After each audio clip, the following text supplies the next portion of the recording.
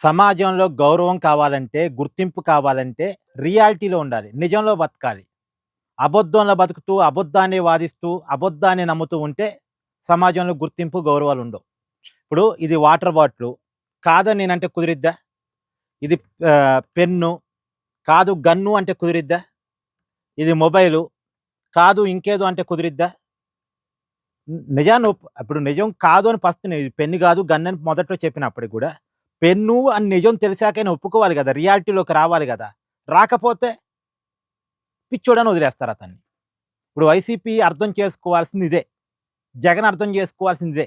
ఆంధ్రప్రదేశ్ రాజధాని అమరావతి అని ఆ రాష్ట్ర ప్రజలంతా అనుకుంటట్టే, లేదు మావిగను, లేదు 3 రాజధానులు, లేదు ఇంకోటి, ఇంకోటి అంటే కుదిరిద్దా?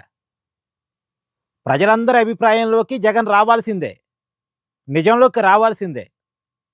ఒకప్పుడు భూమి బల్లపరుపుగా ఉంటదని నమ్మేవాళ్ళం. కాదు గుండ్రంగా ఉంటదని కనిపెట్టారు. మొదట నమ్మటానికి ఇబ్బంది పడ్డాం. ఇప్పుడు నిజం నమ్ముతున్నాంగా. భూమి గుండ్రంగా ఉందని నమ్ముతున్నాంగా. నిజాన్ని నమ్మాల్సిందే. నిజంలోకి రావాల్సిందే. రియాలిటీలో ఉండాల్సిందే.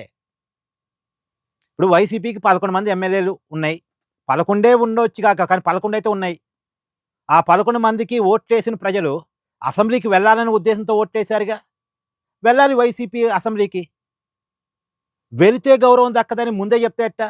ఒకరు వెళ్ళాక ప్రభుత్వం వాళ్ళని అవమానించిందనుకోండి, జగన్‌ని ఇబ్బంది పెట్టిందనుకోండి, జగన్‌ని వెటకారం చేసిందనుకోండి, అప్పుడు జగన్‌కే ప్రజలు సింపతి వస్తాయి. అదంతా ప్రజలు చూస్తారు గదా! లైవ్ గదా!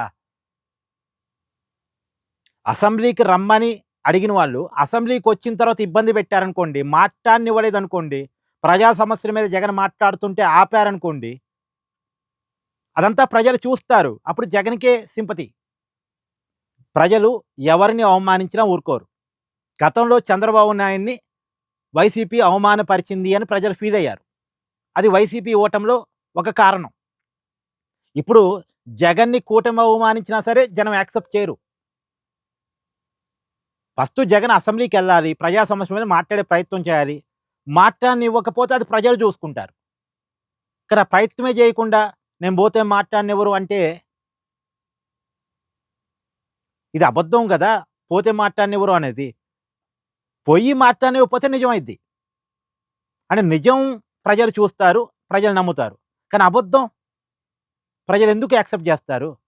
నువ్వు ముందు పో అంటారు. పొమ్మనే గదా నీకు ఓట్లేసిందంటారు. పోనప్పుడు రాజీనామా జెయ్యి అంటారు. ఇదే కాదండి. ఇప్పుడు మెగా డీఎస్సీ మీద వైసీపీ అంత ఉద్యమం జేసింది. అది ప్రజలు యాక్సెప్ట్ చేయని ఉద్యమం. ఎందుకంటే మెగా డీఎస్సీలో అక్రమాలు జరిగినట్టు ఆధారాలు లెవ్వే.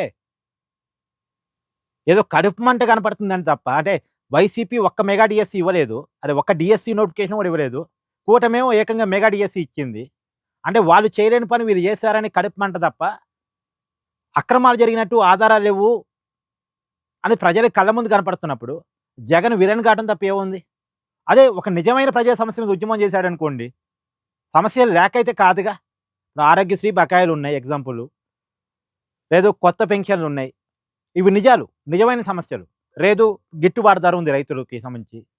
ఈ నిజమైన సమస్యల మీద జగన్ ఉద్యమం చేశాడనుకోండి, నిజమే మన తరపున జగన్ మాట్లాడుతున్నాడని ఫీల్ అవుతారుగా. సమస్య వల్ల బాధపడేవాడు ఫీల్ అవుతాడుగా.